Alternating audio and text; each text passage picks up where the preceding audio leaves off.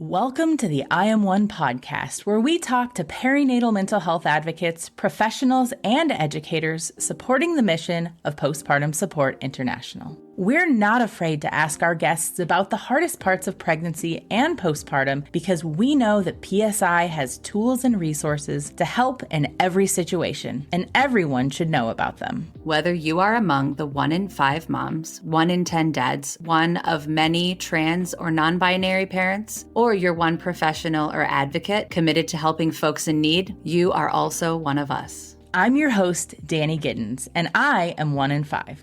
I didn't know what to call what I was experiencing after becoming a parent and felt too scared at the time to speak up. Not anymore. Now she won't stop talking about it. Hi, I'm your co-host, Emily Jankowski. I'm also 1 in 5, and I want you to know that mental health complications are common, but they aren't normal.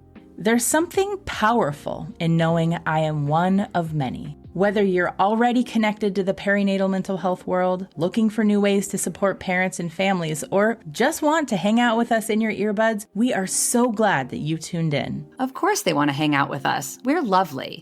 Seriously, though, the views, thoughts, and opinions expressed on this pod are the speaker's own. Tuning into this podcast is, spoiler alert, not a replacement for therapy, but PSI can help you find a therapist. We could also help you find a psychiatrist, a support group, or Waldo. Emily, Waldo? Come on! We don't know where Waldo is. Okay, fine.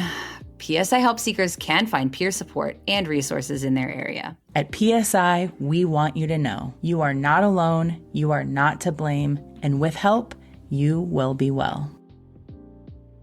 On today's episode, we're sitting down with the one, the only Lisette Lopez-Rose, Assistant Manager of Support Groups here at PSI, and an outspoken perinatal mental health advocate for Latino parents everywhere. We'll chat about being surprised by postpartum rage and intrusive thoughts, difficulty getting in with a provider, and setting a record for attendance at PSI Support Groups in a single week. Seriously, you can attend as many as you need. So without any further ado, sit back, relax, and enjoy this episode with our friend Lisette.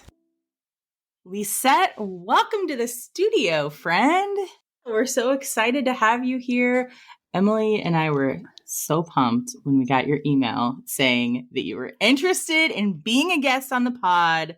And I feel like I couldn't reply to your email fast enough. So we're very thankful that you were interested in sharing your story and that you're here today. And we get to hang out with you for an hour to chat about like feelings and stuff. So, and all the things, perinatal mental health.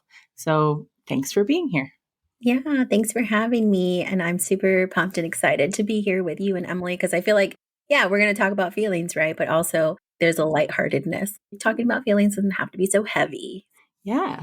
Well, if you don't mind, Lisette, could you give all of our listeners a little bit of an introduction to who you are? So professionally, I am the PSI Support Groups Program Assistant Manager. So like any of the support groups, I help, manage and kind of with the volunteers, all the administrative stuff kind of related to that. And I am also in the San Francisco Bay Area. So I'm in California on the West Coast. Oh, Bay Area girl. Yeah. And I have a 3-year-old daughter. I'm married. I have a husband. And I really call myself a pandemic first-time mom because I was pregnant March of 2020. The world shut down. COVID is the complete backdrop to my experience as, hello, parenthood, like, surprise. And so like that really impacted my overall transition to parenthood and even pregnancy, because it was my first pregnancy too. But yeah, so that's a little bit about me. I assume you're here to talk about perinatal mental health feelings. So can you tell us how perinatal mood and anxiety disorders have impacted your life? But first, what is the newest support group right now? So the newest support group is the ADHD support for perinatal moms and birthing people. This question will be different in a month, in another month, in another month. Like you guys are doing so much good work. Anyway, tell us about your mental health stuff. Yeah. So of course, like the whole pandemic just hit me like a freaking, bag of bricks or a freight train just smacking me. I thought I knew what postpartum depression was like prior to that. So like I'm the youngest of 5 girls. All my sisters have children. So I thought I knew what I was like getting into, but I really had no clue. And then, obviously the element of COVID and isolation was very different. Plus, we moved and bought a home when I was pregnant. That was a whole additional layer on top of that. So like when we talk about the risk factors, I'm like, yep, check, check, check. When I saw that for the first time. Any added financial stress? You bet. Lots of life changes. Were you newly pregnant when everything kind of shut down in March of 2020? Were you towards the end of pregnancy? I literally found out like 2 days before San Francisco shut down. Great. No. So I was like, oh, that's how it's going to be. Oh my God. When I look back on my experience, I'm like, okay, really was going through some stuff during pregnancy, but I really didn't see it. And I didn't, have the education or knowledge about it. When I actually did reach out for help, I was struggling for 6 months. I had a crazy, crazy work schedule. Like I worked in administrative work where I had to commute an hour in. The hours were like 12-hour days plus commuting. So it was more like I was gone for like 14 hours. That definitely Good googly on top of the moogly. sleep deprivation was just a lot, right? When I look at it, I'm like, you're crazy. I wish I knew like how much time and adjustment it really is to have, a new baby, to become a parent, and just how much support you need to have in place before that happens, or finding ways to find support. I was kind of struggling and just having intrusive thoughts. For me, like anger was a huge thing. Like I was pissed all the time. Like ragey. Yeah, ragey. And I call it my Hulk rage, because if you're like a Hulk character, rage. like that's like Hulk smash. That was me. Like I was ready to break things and just, exactly. And I didn't know that that was postpartum depression. I didn't know that was a symptom. I thought it was just me crying in the corner, but I'm like, I'm not crying. Like I'm sleep deprived. I'm exhausted, but I'm also just angry, and I had no idea. And then like early on postpartum, I definitely had like a bunch of intrusive thoughts that I was like, what the heck? But then I was also kind of scared to share like what they were, because I didn't know, like, one is during the pandemic, there's so much uncertainty out there. Two, I'm a mom of color. I don't know if people are going to take that as I need to take your baby away. Like if you're experiencing thoughts, but then also like I had support from my family, but I was like, are they going to think I'm a bad mother if I'm having these thoughts? Yeah. Because I was already kind of feeling like not a good mother, because I was having breastfeeding challenges. I wasn't making enough milk. And so like that whole feeding challenges complication on top of those intrusive thoughts made me really feel inadequate as a mom. Yeah. There must be something wrong with me. Like I'm not a good mom, as opposed to there's something mentally going on with me. Yeah. But I didn't see that difference back then. Yeah. Like our sleep deprived brain, exhausted brain does a really good job of telling ourselves stories about what's real. But spoiler alert, you weren't a bad mom. You weren't a terrible person. Stuff was going on for you. It's not like you asked for these intrusive thoughts to come flying into your brain, Yeah. Intrusive thoughts are so different for everyone. And I don't necessarily want to dig into like the scary details of what they were, but were they of a nature where you were afraid for the baby? Were you afraid for yourself? Did you feel like you needed to be hyper vigilant? I feel like there's so many different ways that shows up for people. Can you tell us just a little bit about that? Yeah. So for me, at first it was, because like everybody's concerned with a newborn and SIDS. Mine was first just worried about that being an issue. And those thoughts being like, is the baby sleeping okay? Is the baby breathing? Related to that at first. And then it was just like really random like scenarios in the house where I was scared for the baby's well-being, or like a thought would cross my mind. And then I'd be like, oh my God, like, why did I have that thought? Right. And then I slowly started to try to like do something to make those thoughts not true. Like preventing them from being real. Yes. Even though they already weren't real. Yeah, exactly. So even though like I was having these thoughts around my child being harmed in some way, shape, or form, it was like, okay, I'm going to hold you now and nothing can get you. Almost like my mama bear instinct, where it's like, nothing's going to get to you. Or, okay, I'm having thoughts about you getting sick. So now I'm going to do something to prevent you from getting sick. So maybe I'll over sterilize the baby supplies, or like make sure that I'm washing the baby supplies. There was just those kinds of things that I didn't realize were compulsions. I didn't realize those were symptoms of OCD.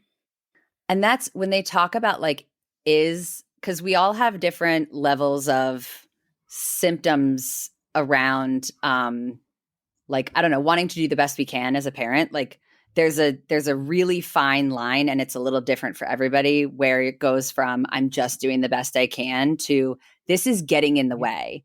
And so what you're saying is like you felt like you had to hold the baby, or you felt like there was one way that things could be sterilized. And that's the kind of thing we're talking, like when we're like, it's getting in the way, like nobody else is able to help.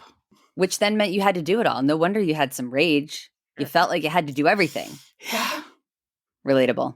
And I'm glad that you bring up that distinction, Emily. Impacting your normal everyday function is something that I wish I would have known. As far as like my providers were kind of dismissive, like this is how it is and it's COVID. So you have limited support. So yeah, of course you're sleep deprived, or of course you're having difficulty with feeding challenges. That's just how it is. And so it really wasn't like, is this affecting you every day? Like, are you really not being able to rest? Or are you really not finding time to rest or can't rest? There was no like kind of pulling that distinction out. Yeah. They're trying to normalize something that's common, but not normal, right? Sometimes it's just hard to know, like, how hard does it have to feel before it's okay for me to ask for some help? For me, it was like, I kind of had to get into emergency mode. Not an emergency, but like it felt like it had to be really bad, and it doesn't. You don't have to wait. You can talk about how things are going for you like early on, but I didn't hear a lot of people talking about it. Lisette, you didn't know, if it was okay to like bring it up in conversation, and it's hard to know when to talk about it. So yeah. And I think something that you just said, Danny, just really made me think about how things feel like they have to get to like emergency room status, right? Like where you're being committed or something like that, where it's like, oh yeah, you are suffering from mental health. You need help. And kind of figuring out like, we need to do a better job of screening, number one. And number two, realizing that there is no more worst case scenario than the other, right? Like if we're suffering from mental health, just get the help that is needed.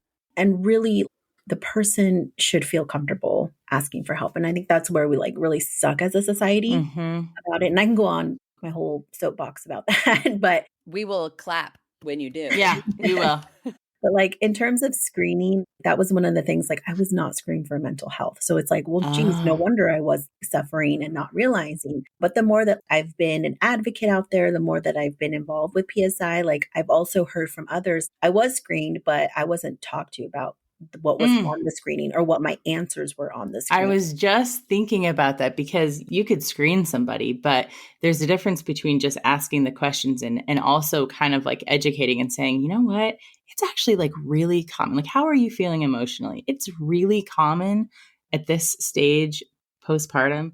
You might start to feel, insert whatever. Right. I hear that from a lot of new parents. Like, just keep that on your radar. So like, it almost like leaves the door open to just for somebody to kind of go, yeah, I actually kind of did feel that, instead of just reading a question, or giving somebody a piece of paper to fill out in the waiting room. And then there's like a duty after that, once that paper has been filled out, to do something with that information, right? The provider of whatever variety should be having a conversation with you. Yeah. With all of us. Yeah. It's so frustrating that we either see, for example, extreme cases in the media, right? Like they're calling it postpartum depression, but it's really psychosis. I didn't understand the difference of that until I went to PSI Support Groups, and I was like, oh, I had no idea there was more than just postpartum depression. And everybody calls it the postpartum, right? Whenever people are talking about I got the postpartum. Yeah, right? Yeah, that's exactly like, and there's so many times where I still hear that I'm just like, it's 2024, right? It is, right? Yeah. It is. Yeah. Hang on just a second. Like, listen, time is a social construct, okay? I know, but I'm like, it's 2024. Like, how are we still not, as a society, being able to talk about mental health And really with parents, I feel like there's just so much taboo with parents. And then, of course, obviously, there's even more taboo with different cultural backgrounds or religious values. And all Like that. in terms of what is acceptable in those cultures to talk about. Yeah. Yeah, exactly. Yeah. What was the next step after? Because you said you felt like not yourself. You didn't feel good for several months. And then you finally, let's say, reach out. What did that look like? Yeah. So as I mentioned, I was 6 months postpartum and I was just really struggling. I was having a panic attack at work and I was like, I need to leave. And because of that, I called my husband and I was like, something's wrong. Nothing's getting better. Something's wrong with my mental health. Every time I've talked into the doctors, like whether it was pediatricians or whatever, like nobody's helping me. So like, I need to call and get help. And so I called my provider and reached out for help. But then of course it's like, I feel like that was the first step and kind of like Danny, how you just exhaled, right? Where it should feel like, a burden is lifted off my shoulders. It really wasn't. Like that was just the beginning of my struggle. As I contacted them, they were like, okay, well, we don't have anything for an appointment for a week. So you have to wait a week to talk to them. Come on, guys. I was like, I will, do my best. And they were like, unless you're, trying to harm yourself or someone else in the home, go to the ER. But, you're going to have to wait for this appointment. So I was like, okay. As that week went by, I was just like, oh my God, I'm not going to make it. I'm not like, what am I supposed to do? I'm not feeling like I'm, sick enough mentally where I need to go to the ER and get myself committed. But I'm just struggling so And the hard. consequences of that. Like you've already said, as a woman of color, you're worried about what's going to happen when you say things, right? Exactly. Like I didn't know how these people were going to react to that. So as I was like waiting for this appointment, I happened to like be on Instagram in the middle of the night, searched for postpartum support. And that's how I found PSI. And I was like, wait, is this real? Like, cause it has the word international in it. So I was like, wait, is this real? Like, is it not like a fake website or like, is it really for me? Cause I'm in the US. And so as I like started to look at it and research it, I was like, oh my God, why am I not in these groups? Why do I not have this information? And so I immediately like signed up for a support group, went to my first support group, and then just so much made sense in that first group. And then I finally had the therapy appointment and it was actually an intake appointment. So it was like, we're going to do an intake appointment for psychiatric services, but I'm not your therapist. I just need to know what's going on or whatever. And then we're going to refer you to someone to see for therapy. It's the step before the step. Come on, guys. Like, yes, exactly. The thing is like they had, because of COVID, and I think this is in general, but also the healthcare system that I'm in, it was a third party place that they were referring out for therapy. And so they had told me like, okay, you're going to be going to this other company. They're going to be doing your therapy services, but they don't have anything until 5 weeks from now. So that's the first appointment that you can have. And then also, by the way, that referral company doesn't have postpartum depression as a diagnosis code. So we're just going to mark it as major depressive disorder. And I was like, okay. What? Yeah. So like there was already so many things related to that, which was just a mess. And then finally, the weeks are passing by, ticking by. I'm struggling. I'm like, I don't know what to do. I kept going to support groups, but I just had to keep being patient, right? Like I still had to keep being patient. And every time I was told like, if you're going to, harm yourself or you're feeling like it's really, really bad, go to the ER. And at that point, I'm just like, well, what am I going to do? Go to the ER and they're not going to treat me like I have a broken leg. They're just going to be like, okay, we refer you to therapy. Like I really didn't see the value of going to the ER if I wasn't having major delusions or hallucinations. Like I just didn't see the value in that. So that's why I was like, I'm just going to keep sticking it out, waiting, finally do. And the person doesn't show up for therapy. What? And I completely lose it. Of course you did. Can I just say that? Of course you did. Yeah. So of course, like, I broke down. I called the psychiatry department that I was scheduled for, explained to them what happened. They were, like, I'm so sorry this happened to you. We don't have anything. Like, if you come to us, we're going to see you as an emergency, but then we're going to release you because you're not really, experiencing severe symptoms. And so it was just kind of like the same thing, right? Like either I go to the ER and try to get seen, but I'm really not going to get seen, or I try something else. At that point, the doctor said, why don't you try seeing your primary care physician? Because since you're past 6 months postpartum, your OBGYN won't see you and won't prescribe you medication. So go to your primary care physician, talk to them and see if they can help you with some medication, because we can't even prescribe medication for you because we're therapists, we're not psychiatrists. So I did that. And then like, that was the first time in all of that time that I felt like I was finally like heard and listened to and validated. And my primary care doctor, she was amazing. She was like, let's get you some medication. I'm so sorry. And, you know, she was just like very open and listening to my grievance and everything. And so I had told her, like, I can't wait to be rescheduled with another person. I'm going to see my own therapist. And because I've been going to PSI Support Groups, I can find someone who's trained in perinatal mental health who will get it and understand what I'm going through, and someone who's in my area. And I'm not going to wait anymore. So I found my own therapist, and she was like, okay. And so my primary care physician was checking in with me. The person I called for therapy, they got me in within like 2-3 days or something. That is service. Exactly. Holy smokes. And it really should be like that. It should really be like that. It shouldn't be so many like hoops and jumps that you have to go through. It's just ridiculous, especially when it comes to like health insurance. Because the messaging to you, like so much of the messaging that you got, I'm just thinking about this, like it blows my mind, because they over and over and over again, it was like, you have to be in a crisis in order to get help. Otherwise, please get in line. And it's like the cartoon line of like, you know, like a Far Side cartoon with there's just people in a line forever. For miles. Right? Like that's what it feels like. And they're like, well, you can go, but it has to be an emergency. Thanks for planting that seed, by the way. Like, why would you? Not true, people. Right. Well, it shouldn't be like that anyway. And that was like one of the things that when I had talked to the therapist that I actually had found, it was just so nice to hear, like, you shouldn't have to wait till it gets that extreme, number one. And number two, just because you're going through something now doesn't mean that it's going to get that extreme. So that's something to like really understand. Like what I was saying, like when Danny was like exhaling, I wish that was part of my story, but it really wasn't the end of it. And it was such a battle because I found my own therapist. That's a whole nother discussion about getting them to pay for this new therapist that I found. Which I was curious about that. Like, did you have to do out of pocket basically just to get in? Yeah. So I did it, and it was honestly worth it. But I also fought my health insurance to get them to pay for it. And they did, because I was very like advocating for myself. And I think that's the sucky thing. It's like my therapist has always said, like, you're so resilient. You will fight even in the face of adversity or in the face of challenges. You got that fighter mode in you and you're resilient. Because you know what's right.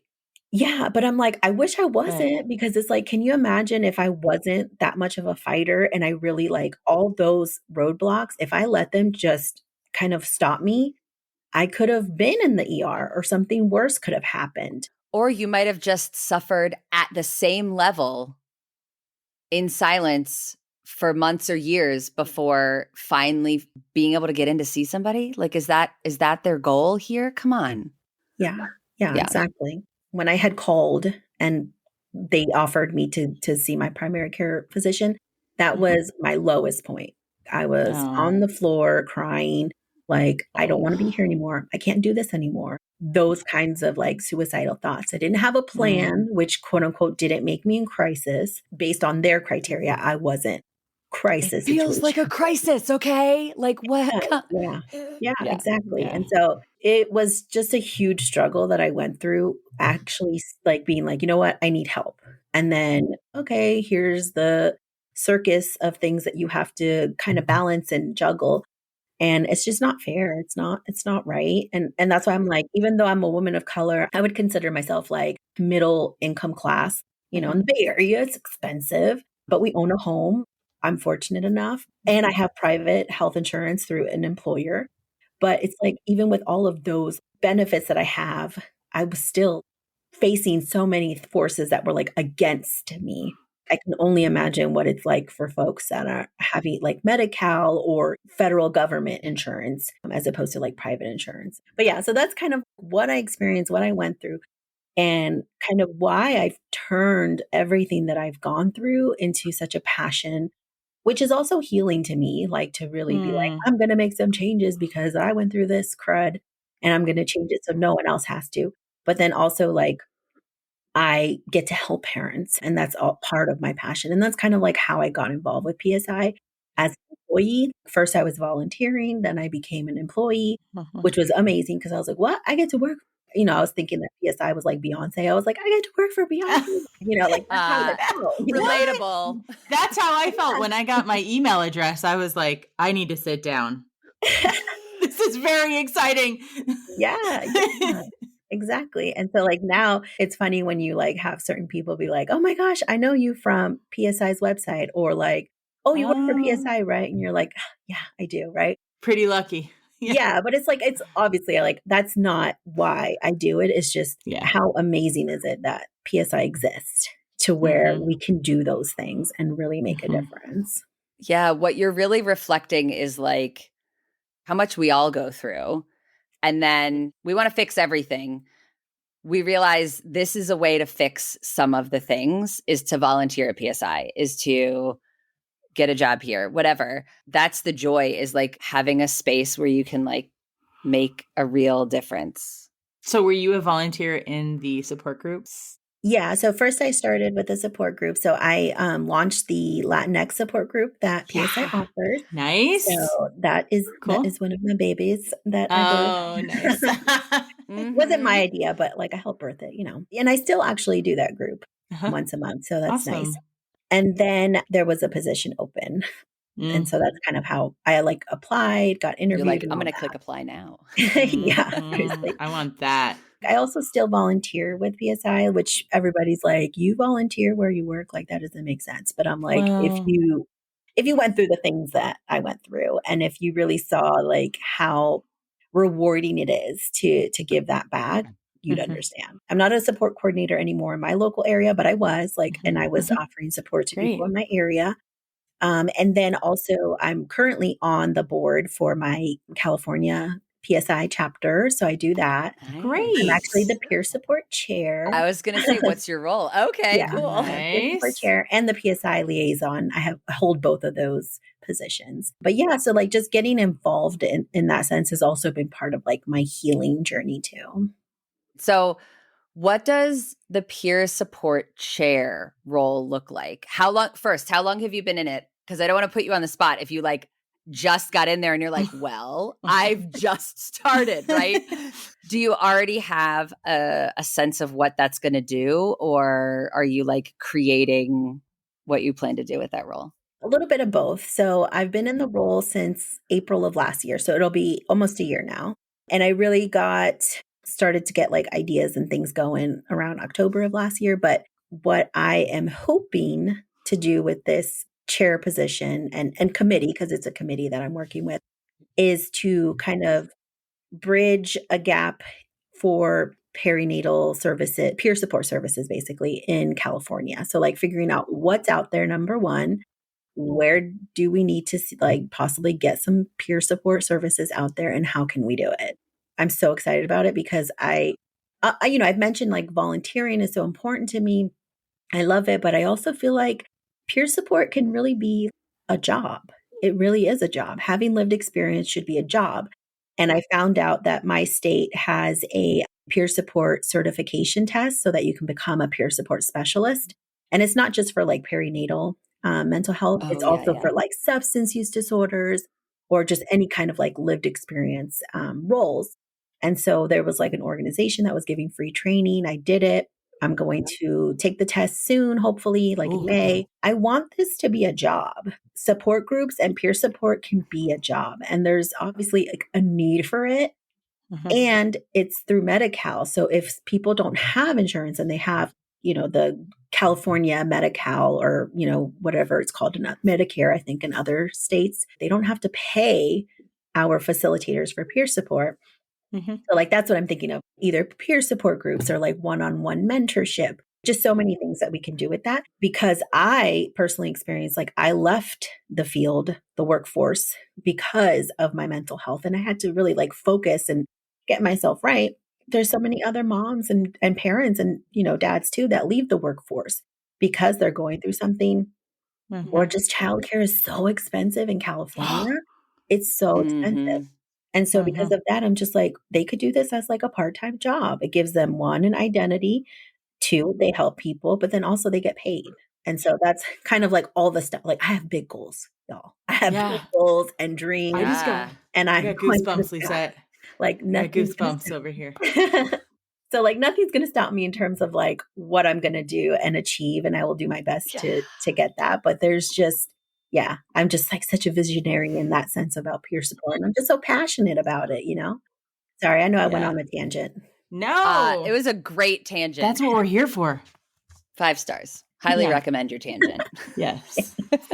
Is there anything else, Lisette, that we haven't touched on that you'd like to touch on? Yes. So one of the things that I kind of realized in my journey is birth trauma.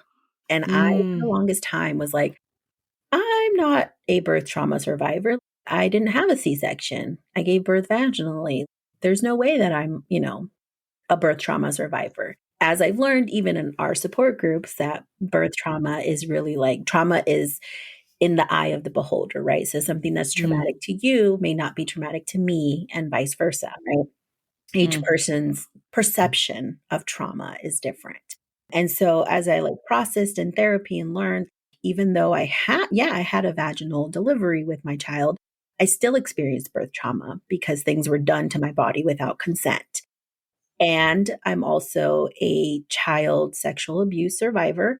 And so that's also related to my experience and why it was traumatic to me. Absolutely. Twice over, you didn't have agency over your own body. Yes, exactly. That I also wanted to share in this podcast episode because I know I'm not the only, childhood sexual abuse survivor out there.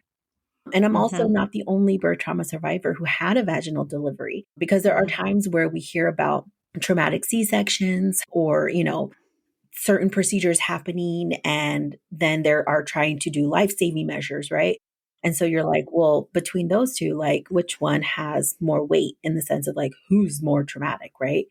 And I think that that's something too, that just realizing that I want other people to know like that's traumatic. Having a C-section is traumatic. But also if you had a vaginal delivery and you felt like it was traumatic, and just validating that. And so that's all I wanted to share is about that. I totally agree. And you know what? I didn't either think that my birth was traumatic, even though it was a C-section, because it wasn't an emergency. Like it wasn't like we needed to rush because anyone was really in danger. It was like, well, I guess this is where we're headed now, right? I also had that like narrative that it needed to be, I don't know, some sort of very Grey's Anatomy kind of feeling moment in order for it to be traumatic. I did not have agency over my body. Is there a support group for birth trauma? There is for birth trauma, yes. Interesting. I just took a stab at it. I figured that there is over 50 support groups or something like that. There's something wild like 36 different types of groups. Oh, okay. Gotcha. But there's probably 50 groups that meet on some given rotation. That I bet is where you're getting that number from. I saw something like, anyway, there are so many groups, specialized groups. Yes. So there's something for everybody. And if somebody doesn't see a group that they want to see, can they contact the support groups and like suggest it somehow? Well, we have like a feedback survey that when people attend our support group, if they have any ideas, they can absolutely put it in the feedback survey because that's really how we got our loss groups. We've expanded them even further down because of those suggestions. We want to start the groups that people need, but we also need people to run those groups. You can always fill out an application too. We'll kind of figure out like, is it a group that we can start now or is it one that we can wait till later? Or is there something that we can put you in now while we start that group later? I have a follow-up question about support groups, if it's okay. Yeah. How many times can people attend support groups per week? They can attend as many as they want. Spoiler, I know your story. Can you tell everybody how often how often you went to support groups? Me? Yeah, didn't you go often? Didn't you go like every day? I went every day. Some days there was twice a day. Yes. Didn't you have like a punch card and you like, I don't know, earned a free latte or something, right? Like, Well, after you attend 3 groups, then you're able to attend the returning attendees group, which That's cool. is nice because then you get to wait, that's a real thing? yeah. Well, Oh, not the punch card, but you stop. just have to go Oh. through it. That's just the requirement because the returning attendees group doesn't go over the PSI psychoeducation of like the symptoms and all the disorders. So you need to hear it at least 3 times before you can come to that returning attendees group. I was still attending the regular groups with the psychoeducation. And it's kind of interesting because like I would still hear things that I'm like, oh, I didn't think about that. Because each facilitator explained the information a little bit differently. And so when I would hear things, I'm like, oh, that, that relates to me. Or, oh, that's what that other person meant when they talked about this. Okay, I get it now. It's helpful to hear the education, but yeah. Right. I also think like, let's take out the mental health piece. Like the people who are attending these groups are sleep deprived. They've got tiny humans, probably some of them in their house. Like they have a lot going on. Layer on the mental health. It's hard for messages that are being given, even in the best way for their brain to absorb it. Like the right cadence, the right word choice. It's still going to take a couple of times before it sticks. I'm always like, can you repeat that? Generally speaking, in life, I would like most things repeated to me. Yeah. Lisette, without any further ado, I think we're ready for the lightning round. Okay. Are you ready for the lightning round? Let me stretch. Oh, Lisette's stretching. Let's all stretch. Okay. Lightning round. Yep. Lightning round stretch. Stretching my neck too. All right. Let's do it. Lisette. Let's limber up. Dun, dun, dun. Is that what you said, Lisette? No, I just said, let's do this. Okay. Let's do this. Dun, dun, dun. Lisette, besides this podcast, what is your second favorite podcast? This is an older one, but it's still really good. The Dropout. Oh. And it was about Elizabeth Holmes and the whole Theranos like scandal and all that. And so like I will still listen to it every once in a while because I think it's Rebecca Jarvis is the person who's doing the podcast. She's the host. Okay. And I really like her stuff. And so yeah, that's one of my favorites. Like true crime? Not so much true crime. It's more just like specifically about Elizabeth Holmes. That podcast is specifically about her and her story. Yeah.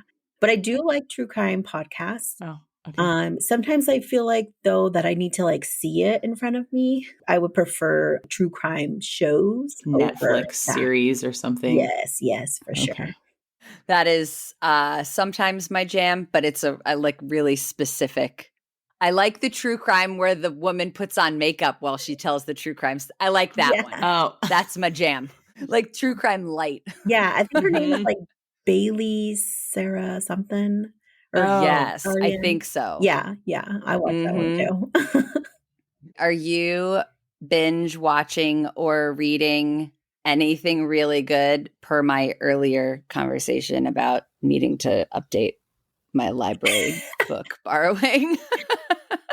It's why we had to pause before starting the podcast.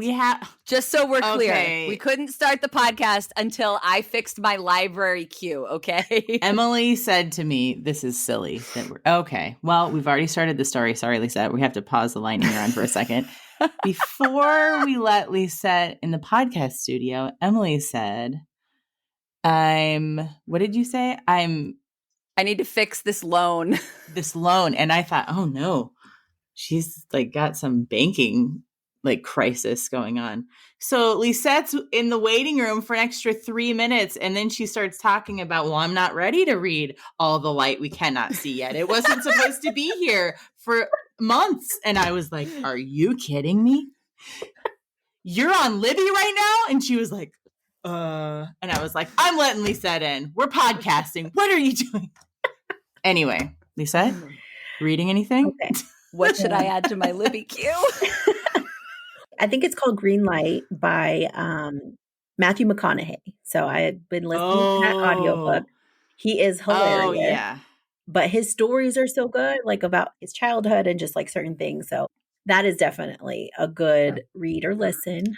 For me, Oh, it's been yeah, for audiobook. Yeah, great yes. voice. And then for watching TV, so like first off, I love reality TV trash, Oh, like Real yeah. Housewives and all that stuff. Oh, Any Bravo show, really. okay. But lately on Netflix, I've been watching the Love is Blind Oh, show, and everybody's been talking about it. So I was just like, I'm just gonna see it. Like, this is so dumb. So like, I like really didn't what understand the season? concept. Well, I started with season 6, and now I'm up to Okay. season 4. Okay. So I went backwards. Oh, I was like, okay. that's a weird order, but I'm not going to judge. I was like, did I forget how to count? How is the okay? All right. Started with season 6. Yes, Unconventional. I like it. yes. Well, because Nice. everybody was like, you can just kind of like they're all independent seasons. So you can just pick Okay. up any season and watch it from there. But I was like, Okay. let me just see season 6 now. So I watched Mhm. that, finished it, and then went back to 1 and went through 3. Like binge watched 1, 2, 3. Do you have a favorite season? I would say season 5 and 6 a little bit because I've seen some stuff of season 5. But yeah, 6 is the funniest because there was like a lot of like social media stuff out there making fun of certain relationships. Okay. But yeah, so that's why it was like It brings you joy. yeah, and that's why like Chris, my husband, who you guys actually interviewed on this podcast, We sure did. We know Chris. Okay. they're like, go he way was like, back. why are you watching this? And I'm like, because their lives being so messy and ridiculous makes me feel more like happy that my life Like, I have my stuff together. yes, Ta-da! exactly. Yes. And that's why I love like that trash reality TV because it's just like I feel better about myself because I'm like Yeah. the laundry's sitting there, it's done, but I just haven't folded for like a week. Mhm. And that's okay because these people don't know if they're in love or not. You know, it's all about But our laundry's clean. And I yeah, feel right. good about it. Lisette, what is your best parenting hack? Ooh. Okay, Mhm. I'll share one that I saw, but I wasn't officially like told it. So in a PSI support group, we had our cameras on and we were just taking care of our kids and talking about the feels. And one person was changing their child. And so I saw that she put the fresh new diaper underneath the butt of the child with an old diaper on right now, took it off, removed it really fast. And I was like, "Oh my god, that's so genius." Especially for like a poopy diaper because you can use it to wipe down first and then fold under so that their butt's not all messy on the new clean fresh diaper. It's still on the old diaper if that makes sense. Oh. I don't think I'm giving this visual very well, but I hope it makes sense. Like basically putting a fresh diaper under before you change. Yeah, like And then going, yes. And then they're Yeah. clean. Yeah.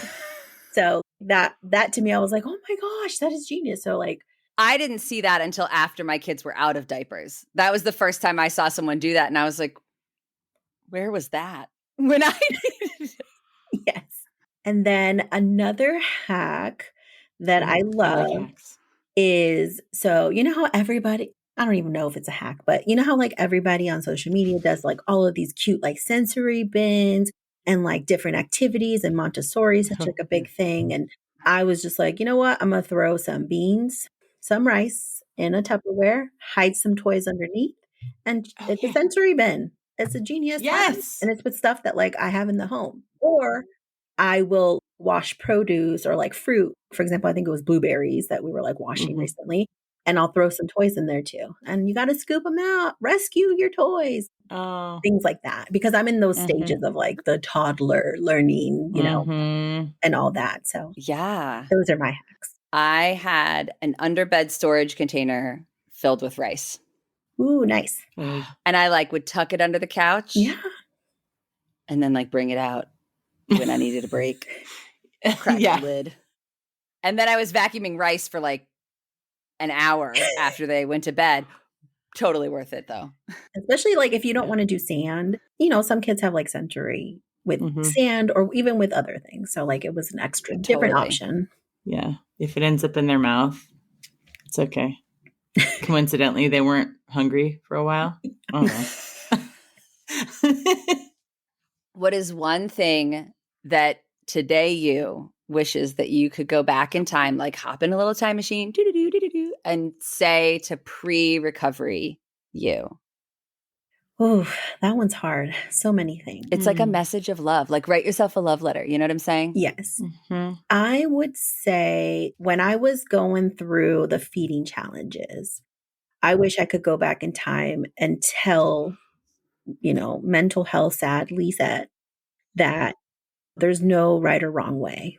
Breastfeeding and bottle Yeah. feeding and formula feeding, it's not all or nothing. If you want to do a little bit of this here and a little bit of that, that's okay. Or if you want to just go all the way with formula, that's okay too. It's not easy. And so I wish I really could extend that compassion to myself when I was going through that and just being like, there's no right or wrong way to feed your baby. Like one of our longtime facilitators, Christina, always says, however you feed your baby, you're a champion of the world. And I wish I could say that to young women. Oh, Yeah, that's good stuff. Lisette, that's some radical self-love. I'm curious, what is one way that you will show yourself a little bit of radical love today? And radical could mean anything. I just like to say radical. I feel like y'all are so funny that you'll get this and you won't be like, mm. But every time I hear this question on your podcast, because I do listen to all the episodes, and I always think, I'm like, how does nobody say anything inappropriate innuendo when it comes to radical love? Oh, I mean, okay. No. This is the podcast After Dark. Just kidding. stop it. It's not. This is not. guys. It's not. No. I'm kidding. So that's why, like, every time I heard that question, I'm like, wait, they're not talking about that, right? Because everyone's answer is very like, I'm going to take care of myself with this and that. And I'm like, well, technically that is way to take care of yourself. Yes. But that's not what I'm going to do. But I just thought I wanted to But point I that would out. never say that. Nope. Okay. Wink, wink, yeah. No, but I thought y'all would get a kick out of that for me saying that. Yeah. That's what I thought the question meant. That I was like, oh, wait a second, no one says anything. Is this like another meaning of radical that I am too old to like know? I don't understand. I don't know, or maybe just I have a mind in the gutter, so that could be it Okay. too. No, We're gonna go with that. it's fine. The two of you. I'm Emily's Not like, me. I'm out of this. Did you just do an angel? Oh, I did. I put a little halo on myself. Sure. No, I think the way I'm going to show myself some radical love is I am going to probably put on a really good podcast while I'm doing some work, or even take like a real lunch break. Oh, Hour where I'm not staring at the screen. Either watch something or listen to like a podcast that I've been wanting to. Honestly, taking a real lunch, that's pretty revolutionary. Yes, right. Like with a plate and like sitting at a table and everything. Yeah, not at like my desk. wow. No, not with a plate at a table. Yeah. Real silverware. Whoa. I work from home and everything's in Tupperware, okay? Emily, there's one more very important question that you like to ask people. Lisette, she probably knows what it is. I need to know how you take your water. Bubbles, no bubbles, flavor, no flavor. Are you a liquid IV person? Sponsor us. Well, I take my water plain in a giant jug with a little time reminder. Wait, hold on. That's not the time reminder. Sorry. This is the little time reminder that tells you how much water you need to drink. Lisette, you're ahead of the game. It's 12:40 on the West Coast right now. You're already at 3 p.m., aren't you? I am. Nailing it. I am. But I think I cheated because I didn't fill it up all the way. Oh. Nobody needs to know. No, nobody needs to know. But I do Nobody's take it ever plain gonna know. just because I don't know. Are you good about drinking water? I am. Yeah. For the most part, That's like awesome. I am. I want to be like you when I I grow up. kind of have to Me be too. because I get migraines. So it's like I have to make sure I'm hydrated so that I don't get a migraine, like a dehydration headache. So. Yeah. That's also some really great self-care. That's radical. Yes, radical. Mm-hmm. Yeah. Totally. Like y'all can edit out that part if you want. Just so you know. What? The after dark part. Oh, Are you kidding? That's totally going to be a Friday Funny. We can, though, if you want us to. We don't have to. No. I'm cool with Okay. that. That's why I said it. Well, Lisette, if anybody listening, like, might want to get a hold of you or ask you a question or reach out about support groups or things like that, how can they do that? Sure. So I'll give my Venmo. Just kidding. That's great. I'm just kidding. I like that. So I have an Instagram page where I like share my life. I don't always do it so much now just because I'm busier. My Instagram account, you can find me at PMAD, PMAD, Latina, Latina, Warrior, WARRIOR. You can find me on the PSI website, or they can, email the support groups team and I'll get the email. Lisette, this has been lovely. I want to know, are you going to play video games online with me if I play with your husband online? Can we do that? Is that going to be a thing? Or are you not a gamer? I'm not much of a gamer. But I do like watching him play, if that makes sense. So when he's playing, because then I just rip him a new one like every time he's like playing. Oh, dang! There's been like with his friends, like he'll play video games, and then I'm just making fun of them the whole time, and like he's recorded me, and he's like, "You guys have to hear her commentary." You're like Mystery Science Theatering his video gaming. That's great. I want to be there for that. I want to be there for all the things, Lisette. Thank you so much for sharing your story, for getting on your soapboxes. We were happy to like help you up there and then applaud while you like spoke about important things. So thank you so much. Yeah. Thank you, Emily and Danny. This was great. And yeah, just reach out if you need help. Everyone who's out there, if you need help, reach out. Yeah. Thanks for tuning in to the I Am One podcast. Check out today's show notes where we'll drop links to all the important things that we mentioned in this episode. Please consider sharing about I Am One on social media and following and rating our show wherever it is that you listen to podcasts. It only takes a minute of your time and, well, that'll help our collective mission of bringing resources and local support to folks worldwide. From everyone here at PSI, thanks again for listening.